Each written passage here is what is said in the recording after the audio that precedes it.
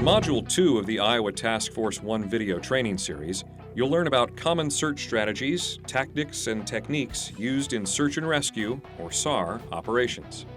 We'll discuss the importance of search area containment and prioritizing search segments, how thorough investigation is vital to clue awareness and relevancy, how hasty searches often yield fast results, and we'll describe the different methods for grid searches. A lost individual on foot can travel up to 2 miles every hour. That's why one of the most important search strategies is minimizing and containing the search area as quickly as possible. Your immediate goal is to erect a virtual fence or perimeter around possible locations of your search subject and divide the area into search segments. It prevents the lost subject from leaving the established area and helps you focus your search efforts more effectively. You'll use both direct and indirect tactics to establish the perimeter, which we'll cover later in this module. Until you get a full containment of an area, sending resources out is then just a guessing game. Once we get borders around an incident, then we can fully utilize the resources that we have at that time and then call for additional resources if we need them. You should also review and consider lost person behavior to develop this perimeter. There are many excellent guides to lost person behavior, and we encourage you to review these principles so you are prepared when the time comes. We use a book called Lost Person Behavior written by Dr. Kester. That book is almost spot on. An important element of containment is establishing the direction of travel. For most search operations, investigation is your best strategy for establishing direction of travel or probability of direction. One of the tools to help you gather investigative facts is the Lost Person Questionnaire. We'll review this document in more detail in Module 3 of the Iowa Task Force 1 training series. You should investigate the point last seen, also referred to as PLS. The point last seen is the location where someone actually witnessed seeing the lost subject. So there has been eyes on this individual at that known point. You should investigate the last known point, or LKP. The last known point can be the location where a subject was reported to be going or where evidence suggests that the person was last present. This evidence could be physical clues, such as pieces of clothing, or an electronic trail, such as store records indicating a credit card was used. Human trackers who are skilled at looking for clues and establishing direction and movement can be very helpful during this phase of the search. You'll learn more about next-level resources like this in Module 4 of the Iowa Task Force 1 training series. Once you've contained a larger area and established a direction of travel, you can begin binary searches. Binary searching simply means dividing established search segments into smaller, more manageable areas and identifying them using landmarks and other identifiable features such as roads, streams, and fence lines. This allows searchers in the field to know and recognize the boundaries of each segment. Binary searching allows you to prioritize segments. For example, you might prioritize a search area downhill from a point last seen because the grade makes it naturally easier for a lost subject to move in that direction. You can determine more easily where the subject is not located or where the subject has not been. It also allows Incident Command to efficiently utilize time and resources that are available. The search techniques used in any search and rescue mission are consistent. They include scanning, observing, and clue awareness. Scanning is the physical aspect of the search, using your senses to search for lost subjects. You engage sight, hearing, smell, and touch with this technique. Observing is the mental aspect of search, trying to think like the lost person, putting yourself in their shoes. It involves accepting and cataloging information gained through scanning and using those items to develop plausible scenarios for where the subject may be located or moving. Clue awareness is the sharing of information gathered during the investigation that will prepare search teams to look for relevant clues and to be effective observers. If looking for an adult, we wouldn't be looking for a size 2 shoe or something that would not pertain to that victim. So clue awareness is vital. Clue awareness is having the details you need to be able to identify a relevant clue when you see it. Knowing the age of the lost subject, what kind of shoes and types of clothing he or she is wearing, whether the subject is carrying other specific items. These are all details that are pulled from the comprehensive Lost Person Questionnaire and consolidated into a Lost Person Profile. This profile provides a quick way to share key facts with search teams. A wide variety of search tactics are used to find lost subjects or clues. These efforts can be categorized as either indirect or direct tactics. Indirect tactics are the first to be employed and often result in a successful outcome with no additional expenditure of resources. In a fire call, the first 5 minutes of the response often determine how the rest of the incident will go. A search and rescue operation has the same urgency for doing the right things at the beginning for a better result in the end. Fact-finding or investigation phase goes on at the same time you are containing and putting a fence around the incident.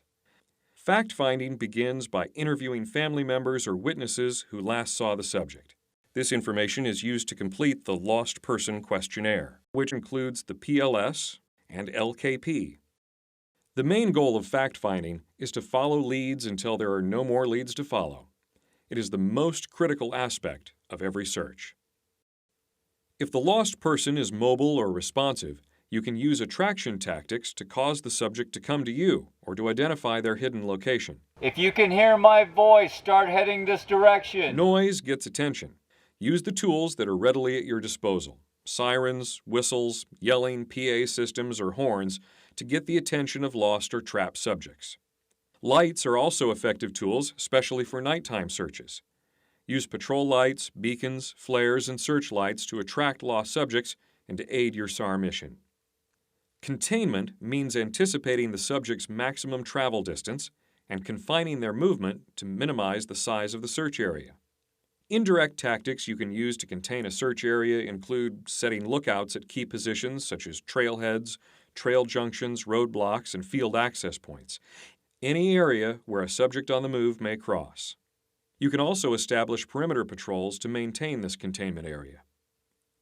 Track traps are used to check for movement at intervals within the search time frame. Raking dirt along trails or checking undisturbed snow and sand are ideal ways to note fresh tracks of lost subjects on the move. Be sure to identify and mark track trap areas so search personnel can avoid them. Many search and rescue operations require direct tactics, putting boots on the ground doing direct searches in probable areas. Remember, these areas should be segmented and prioritized for most effective searching. A hasty search, which is often employed while indirect tactics continue, is the first direct tactic you should use in any search scenario. It involves clue-conscious searching in high-probability areas by small teams of 2 to 4 searchers. Hasty searches are very effective in the early stages of a SAR incident.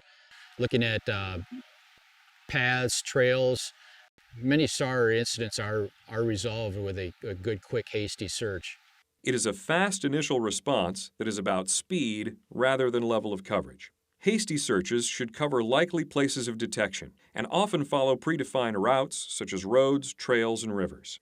A hasty search not only puts family members at ease that something is being done, it helps further define the search area by gathering intelligence to support the investigation. It can also help determine where not to search further. Those hasty guys got to be on their game because when they're heading out the door, they've got to have their head on a swivel. They got to move far. They got to move quick. They got to get out there. Effective hasty search teams have training and experience to recognize clues. They are able to move quickly using mobile and flexible modes of transportation, such as on foot, horseback, bicycles, all-terrain vehicles, boats, or aircraft. Grid searches are more thorough direct tactics looking for lost subjects or clues. You've got to have ground teams out there that have got all the clues. They've got all their stuff, and they've got to be very thorough and really take their time and go through the woods. Let's review terms and definitions used in grid searches. A guideline or baseline runs perpendicular to the direction of travel. This line controls the direction and speed of the grid search. The guide person leads the search line. These leaders are usually located at the end or center of the line. The search lane is the area an individual is assigned to scan. Critical spacing is the distance that a searcher can identify a certain sized clue in existing environmental conditions. If you're looking for some type of clue, a water bottle for instance, place it in the grass and then move away until you can no longer see it. Repeat that in several directions, then calculate an average distance. That's how far you should space your searchers. so the thicker or taller the vegetation, the closer you'll need to set your critical spacing. This same approach can be used whether you're searching for clues or missing subjects. Loose grid searches are the next step after a hasty search is completed. They cover larger geographic areas and usually involve 3 to 7 searchers. They are organized on a guideline, and spacing is determined by terrain, vegetation, and visibility. Searchers maintain occasional visual and voice contact.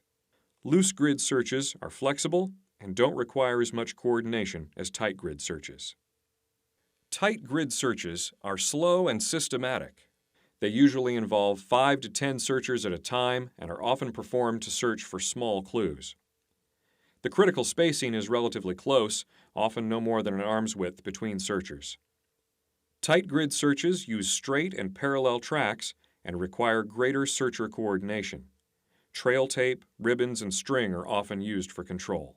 Getting that spacing in between rescuers is vital to finding clues or finding that individual. Thank you for reviewing the strategies, techniques, and tactics used in search and rescue operations. It's important that we keep our skills sharp so we are ready to go at a moment's notice the next time we are called for a search and rescue mission. Let's move on to Module 3 in our training series, which covers search and rescue management. Remember, more tools and resources are always available on our website at iowataskforce1.org.